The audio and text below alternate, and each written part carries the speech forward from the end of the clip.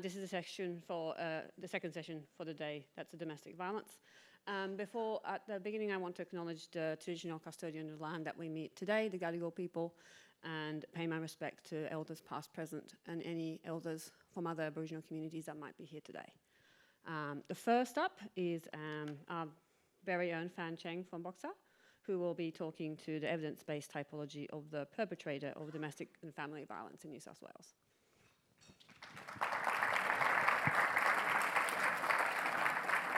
Thanks, Melanie. Thanks, everyone. Good morning. My name is Fan Cheng. I'm a Senior Research Officer at the Bureau of Crime Statistics and Research. Today, I'll be presenting the work on developing an evidence-based typology of the domestic and family violence perpetrators in New South Wales. This work used the linked administrative dataset to support more targeted and effective policy responses. I'll begin with the motivation and research aim, followed by an overview of our methods, key findings, and implications for the policy. I'll also touch on some limitations for this study. Let's start with the background and the rationale for domestic and family violence typologies. As we are all aware, domestic and family violence remains a major concern in New South Wales. And while investment in prevention and response has grown, many interventions still treat the perpetrators as a single, uniform group.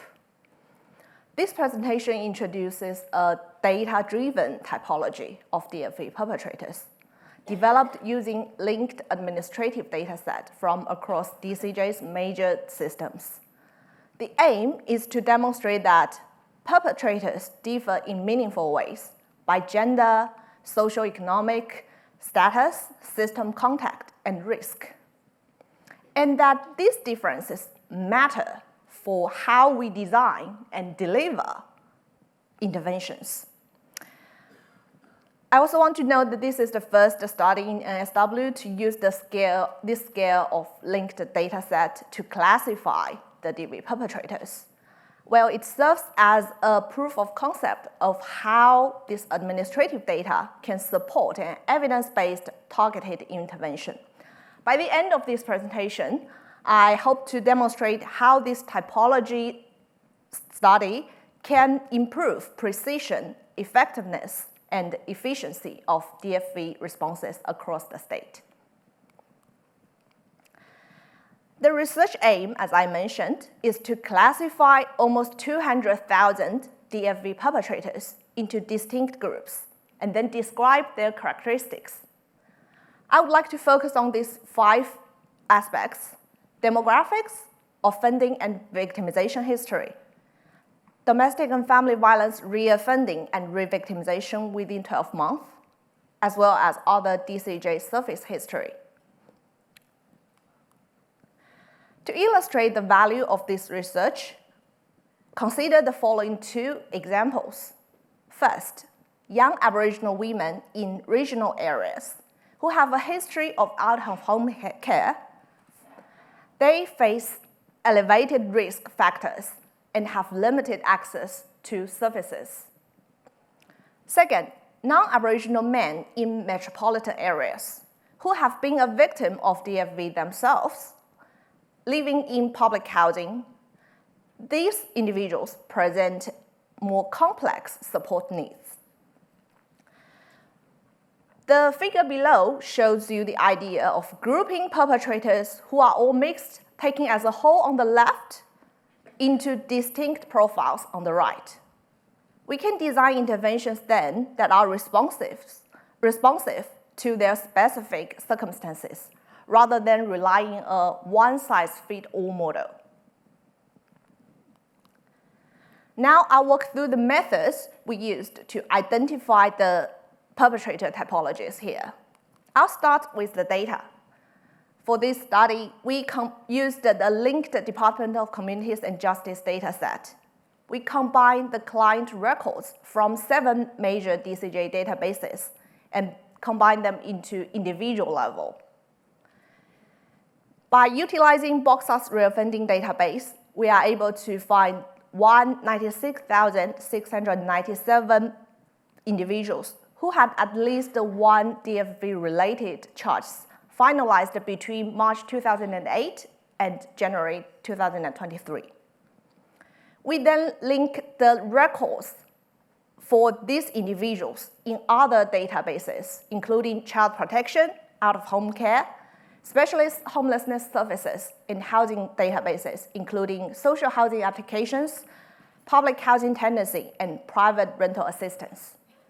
So for each of these almost 200,000 individuals, we ended up with 229 variables to describe each of them. And we can describe them in these following three aspects. For demographics, the DFV-related reoffending and revictimisation rates, so 2 rates, as well as the left 223 DCJ service-related variables. So I'll show you in these 3 aspects now, what do the research sample looks like. On the left panel of this, these are the 4 demographics. In our research sample, 78% are male, over a quarter are Aboriginal people, 18% of them are young people aged under 30. They also have an average safer percentile rank of 41%, which is below the national median, 50%, meaning that they live in a more disadvantaged areas. On the right are the 5 out of the 223 DCJ service variables.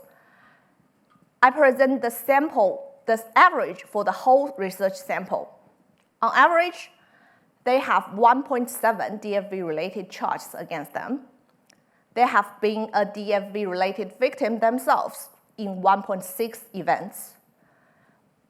As a child, they have received 2.2 Roche reports indicating significant child protection risk, 0.2 out-of-home care placements, and about 2 months of support received from specialist homeless services provider.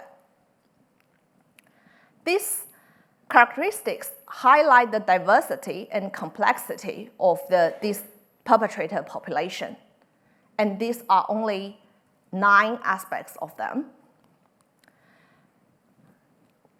I also mentioned there are 2 rates, and in this table, I present these 2 rates aggregated by gender, Aboriginality, and age. Our sample has 9.6% of people who have reoffended in DV and has been revictimized. 7.6% of them have been revictimized in DV. If we are focusing on the reoffending column, we can see male, Aboriginal, and children have higher reoffending rates in DFV. Looking at the revictimization column, we find that female, Aboriginal, and children have higher revictimization rates in DFV. And that is how our research sample looks like in terms of these 3 aspects of characteristics. Now I'm going to show you how this data-driven grouping works. We adopt a 2-fold approach to group this large scale of the data. In step 1, we deal with the 229 variables to describe each person. We wouldn't want to list every aspect in order to describe one person, so we are looking for something simpler. So we adopt this method called factor analysis of mixed data, and we focus on those 223 DCJ service variables. Factor analysis could help us generate some new proxy variables, which are essentially a linear combination of all the 223 variables, but they also have a name, principal components, or PCs for short. The number of PCs eventually coming out of step 1 is much smaller than 223. Then what about the rest 6 variables, 4 demographics and 2 race? We use these PCs plus those excluded features we want to keep when we describe the groups. Using all of them together, we group them in step 2. And the method is called K-prototype clustering analysis. Our ultimate goal is to classify every person into one and only one group. We need to think about 2 questions in each of these 2 steps.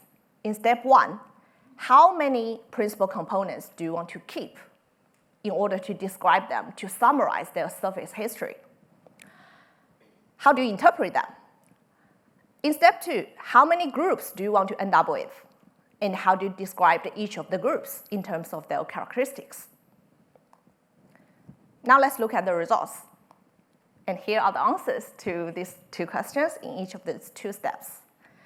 We retained 4 principal components in step 1 for the factor analysis, and we interpret them based on how they are constructed as the following: crime as a perpetrator, as a victim, YOA cautions contact with child protection for neglect and out-of-home care, YOA cautions and contact with child protection for abuse. I'll explain later why 4 and how these names comes from. And the next step, we have 4 PCs plus 6 extra variables we kept, so 10 variables, and we ended up with 8 groups. Now I explain these 2 steps one by one. This graph shows you how much information have you kept in percentages for each of the 4 principal components in step 1. We didn't want to, this number could go up to 223, but that's something we try to avoid when describing a person. We want to be precise, but we don't want to lose information. So it's a balancing process of the information kept, which are explained variance percentage on the y-axis here. By design, the first principal component explains the most information in the data, 11% here, followed by the second PC, 6%, third PC, 5%. Together, these 4 principal components explains about a quarter of the information contained in all the DCJ major databases. So we can now describe all these people using 4 new continuous variables instead of every aspect of their surface record, 223. As we have mentioned, each of the 200 variables contributes to how these PCs, and we rank them. Then we find, for example, PC1, all the major contributing variables comes from the reoffending database, meaning that these are information about them as a perpetrator. That's why we give it a name, crime as a perpetrator, for interpretation purposes. Similarly, the second PC, these most contributing variables comes from the their victimization records. That's why we name it as crime as a victim. Similarly for the latter 2. And that's how we finished step 1.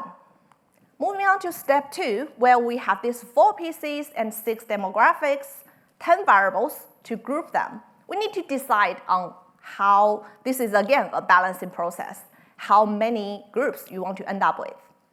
Eventually, you would want perpetrators in different groups to be dissimilar, and perpetrators within one group to be similar. So we are expecting in this graph what we call a scree plot. As the number of groups increases on the x-axis, the dissimilarity within the group would decrease. And we are looking for an elbow point where the rate of decrease sharply shifts. So the optimal graph, number of groups in this graph, I selected it as 8. That's when we see the big drop. By adding 1 extra group here doesn't contribute much to distinct all the people. And that's how I selected. And this graph is trying to show you how compact each of the 8 groups are. I have 8 ellipses with the index showing the group index.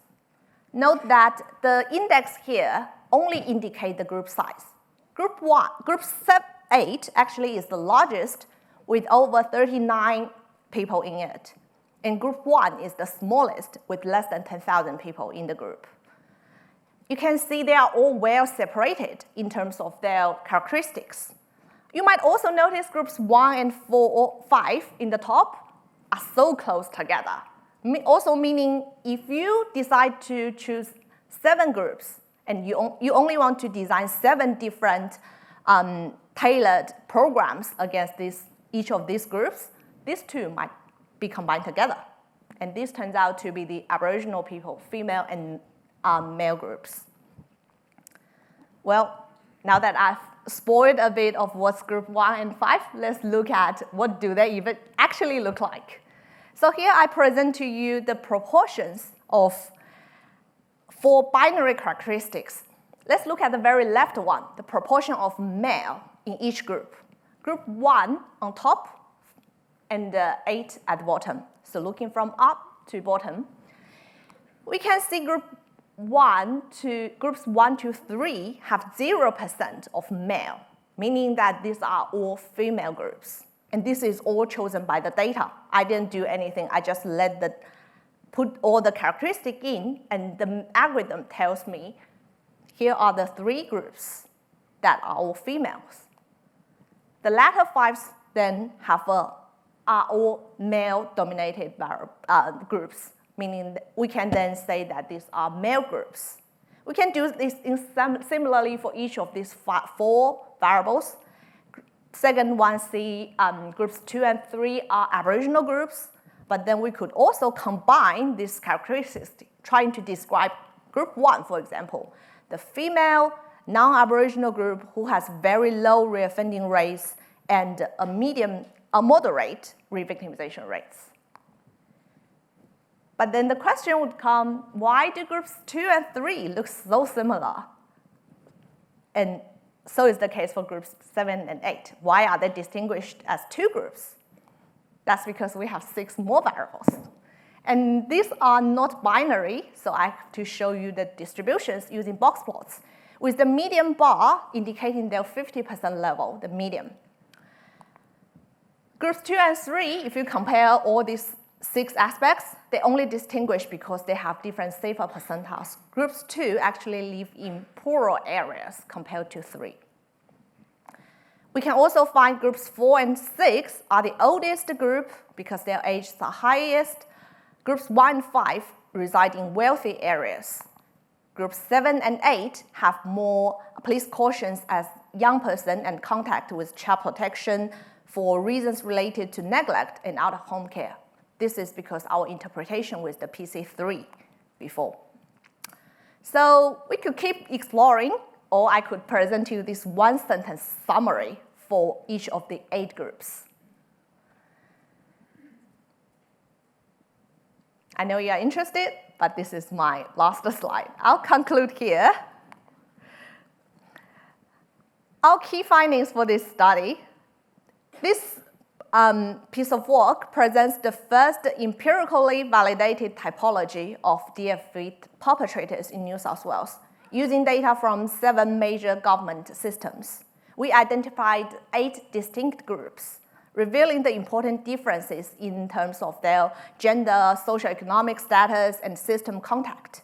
These findings, some policy implications, these findings could help policymakers design more targeted and effective interventions, especially for the high-risk groups in different geographical and social contexts. It also encourages the collaboration between policymakers and the researchers because there are some decisions I made there, 8 groups, 4 pieces to kept. So that's something we need to tailor during the design of the programs. So we encourage policymakers and researchers to work together to design, develop, delivery, and evaluate the effectiveness of the criminal justice interventions. In the end, I would quickly note some limitations of this study. we acknowledge that there are some incomplete historical data for older groups. For example, child protection out of home care is only available after 1987. Some methodological choices, you might want to retain some other features you want to keep in order to group them, not just the 10 that I listed. The typologies are limited to the data availability. You could attain more demographics or have access to more surface databases in order to develop a more tailored program or groups. The group numbers and the component selection involves subjective judgments that, again, encourage the collaboration between policymakers and researchers. And that is the end of my presentation. Thank you all for your attention. Happy to take any questions.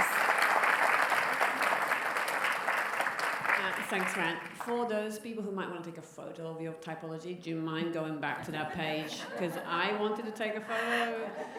The slides will be available from our website in a few, I shouldn't say a few days, whenever the team is able to get it up, as is videos, I believe. So you will get it. But so just for those people who want to take a photo. I actually designed a structure with some help from the colleagues. I had a structural format of these 8 groups for you to ask questions easier. Obviously, this is like a one way to run it. As you said, she's picked 8 groups for these variables. This is not like the truth, but I just thought that you probably wanted to see that. Because I did want to see that. Fairly selfish. You get to be that when you're a chair. Questions. Does anyone want to give Fan any questions while I thank her for a mercilessly non-technical explanation of a very technical paper? You're going to come online? Yeah. I'll let go. It's working, cool. The first question, Fan, says the groups are presented as male and female. Does the data include trans or non-binary people? No, unfortunately, we don't have that kind of demographic information. As I mentioned, one of the limitations of the typology is limited data. So if we could have more demographics or more information about this perpetrator, we could have developed a more the groups to have more characteristics in those aspects. But short answer is no, we don't have that. Thanks. Thank you very much, Van. Georgina Spilsbury from Corrective Services. You spoke about dividing people into typologies because then you could look at potentially targeted interventions for these people. This is great data, but it's all post hoc. So how would you care to comment on how we could then look at this and pick people up earlier in their trajectories to then look at targeted interventions that might assist with not continuing along those trajectories? Thank you. Yeah, thanks. It's a very good question. I actually thought about how do we implement this group typologies into more like tailored program design. And as I mentioned, one of the limitations is the data we have, because this is administrative data, meaning that if these people don't have contact with these systems, we know nothing about them in that aspect. So if they have never had criminal justice contact before, we don't know anything about their crime as a perpetrator in terms of the principal component 1 aspect, which is a major aspect of how describing this, the characteristics of them, because it's 11% of information we are missing. But still, if they have certain contact with other surface records, we could utilize information on that aspect. But that might lead to us a less accurate grouping outcome. But yeah, if they have ever got any administrative data, we could try to make the most of that information. Also, all the data I utilize here is to make the most of the linked administrative data here in DCJ. If there could potentially be another service records or more community records, for example, then we could know more about this person before we decide on which group do they belong to. So I hope that answers the question. Thank you. I'm going to jump in with my own question. I apologise, but because I have the time. A number of the variables you had in there was to do with housing, but I noticed that none of the housing information came up in the PCs. Is that because it didn't really help with clustering? That's a very good point, actually. One of our key findings in the discussion we had is that the housing data actually didn't contribute as much to the construction of the principal components. Meaning that if we are trying to describe these people, this research sample, using housing records doesn't distinguish them much. One reason could be most of them have already had contact with housing. They might already be living in public housing. So this is not a key feature to distinguish them in terms of this purpose.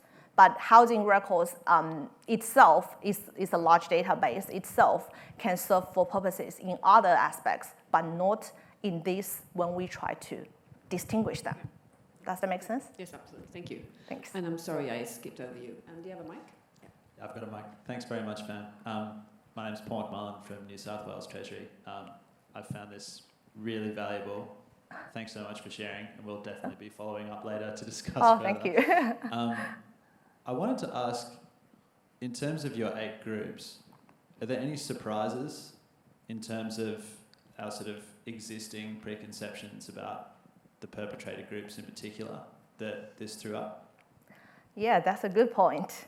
If we are focusing on the demographics, like the age, gender, or even socioeconomic status, we might find that these groups are not as like it fits what we know about female, male group, Aboriginal people, or young Aboriginal female group. So in terms of these demographics, it's not as surprising.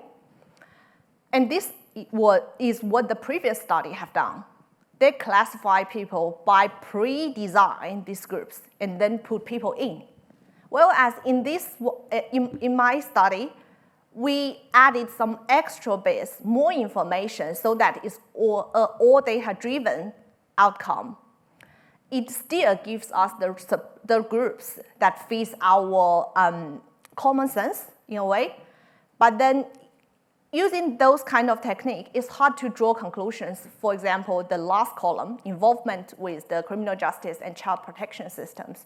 That's something it's hard to draw up if you are only describing the demographics. You can't link these features, whether it's high contact, low contact, or moderate contact, attached to each of these 8 groups. That's something you can't do with this rich data.